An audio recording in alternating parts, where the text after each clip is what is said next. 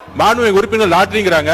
திரு உதயநிதி அவர்கள் சொல்லணும், ஏன் 900 கோடி ரூபாய் லாட்டரி நிறுவனம் வாங்கினாங்க திமுக பதில் சொல்லட்டும். அது கொடுத்தது அவருடைய மாமனார் தான். அவருடைய மாமனார்ட்ட கேட்டு அந்த விளக்கத்தை அவர் பெற்றுக்கொள்ள வேண்டும். அது அவரும் உங்க அப்பாவுக்கு மட்டும்தான் தெரியும், உங்க அப்பா கிட்ட தான் கேட்கணும். சூப்பர். ஆக்சுவலி பாத்தீங்கன்னா சட்டசபையில வந்து இந்த மொமெண்ட் வந்து ரொம்ப முக்கியமான விஷயமா பாக்குறேன். ஆக்சுவலி இது ஒரு கன்ஃபெஷன் ஸ்டேட்மெண்ட்.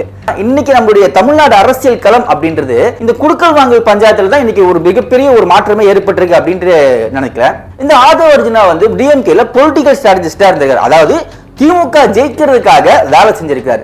அப்படி இருந்தா அப்புறமேட்டு விசிக தாவேக அப்படின்னு போனாருன்றது அரசியல் தெரிஞ்சவங்களுக்கு தெரியும். இன்னைக்கு இவங்க ரெண்டு பேருமே கொடுத்திருக்க இந்த வாக்குமூலத்தை வச்சு நம்ம பார்த்தோம் அப்படின்னா திமுகவுக்கு இந்த மார்டின் அவரோட நிறுவனம் வந்து நிறைய பணம் கொடுத்திருக்கு.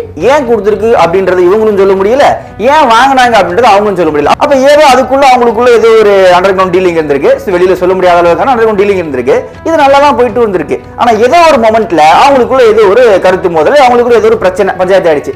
இப்ப இவங்க என்ன பண்றாங்க, நீங்க என்ன எங்களுக்கு அனுமதி தருது, நாங்களே ஒரு தனி பிராண்ட் ஒன்று உருவாக்கி நாங்க உங்களை அழிக்கிறோம் சொல்லிட்டு ஒரு ரிவெஞ்ச் எடுத்துட்டு வெளியில வராங்க. இப்ப வந்த மார்டின் அவர்களோ இல்ல ஆதவ அர்ஜுனா அவர்களோ வந்து சிஎம் என்ன ஓட்டு போடுவாங்க போட மாட்டாங்க. சோ அவங்களுக்கு ஒரு பிராண்ட் தேவை.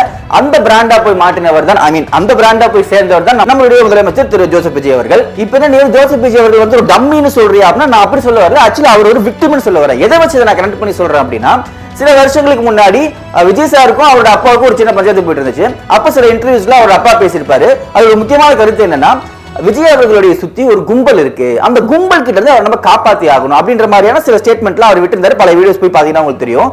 சோ அதையும் இதையும் இன்னைக்கு இவங்க பேசினதையும் வச்சு கனெக்ட் பண்ணி பார்க்கும்போது ஒருவேளை விஜய் அவர்களை சுத்தி இருந்த அந்த கும்பல் இவங்களா இருக்கிறதுக்கான வாய்ப்பு அதிகமா இருக்குன்றது என்னுடைய வியூகம் தான். மக்கள் ஒரு விஷயம் புரிஞ்சுக்கணும், நம்ம எப்படி ஏதோ ஒரு கட்சியை ஆதரிக்கதான் போறோம், அது எந்த கட்சியா இருந்தாலும் அது ஒரு முதலாளிகளின் கட்சி அப்படின்னு நம்ம புரிஞ்சுக்கணும். அதாவது உங்களுக்கு புரியுற மாதிரி சொல்லணும் அப்படின்னா, பெரும் பணக்காரர்கள்லாம் சேர்ந்து நடத்தக்கூடிய ஒரு கட்சி. இப்படிதான் எல்லா கட்சியுமே பெரும்பான்மையா இருக்கு. வேற வழியே இல்ல. ஹார்ஷ் ரியாலிட்டி அப்படின்றது இன்னும் உழைக்கிற வர்க்கம் அப்படின்றது அதிகாரத்துக்கு வரல அப்படின்றதுனால இந்த முதலாளிகளுடைய கட்சியை நம்ம ஆதரிக்க வேண்டியதா இருக்கு.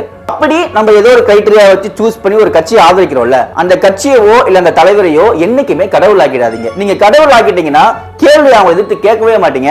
அவங்க எதிர்த்து கேள்வி கேட்கவே இல்லைன்னா இன்னும் 50 வருஷம் இல்ல 500 வருஷம் கழிச்சு கூட உழைக்கிற வர்க்கம் அதிகாரத்துக்கு வரவே முடியாது. சோ தொடர்ந்து அவர்களை கிரிட்டிசைஸ் பண்ணிக்கிட்டே இருக்கணும், புஷ் பண்ணிக்கிட்டே இருக்கணும். அப்பதான் ஓரளவாச்சும் இங்க வேலைகள் செய்ய நடக்கும். இந்த கருத்தை சொல்றதுக்காக தான் இவங்களோட இந்த கன்ஃபியூஷன் ஸ்டேட்மெண்ட்டை வச்சு இந்த வீடியோ நான் பண்ணணும்னு நினைச்சேன்.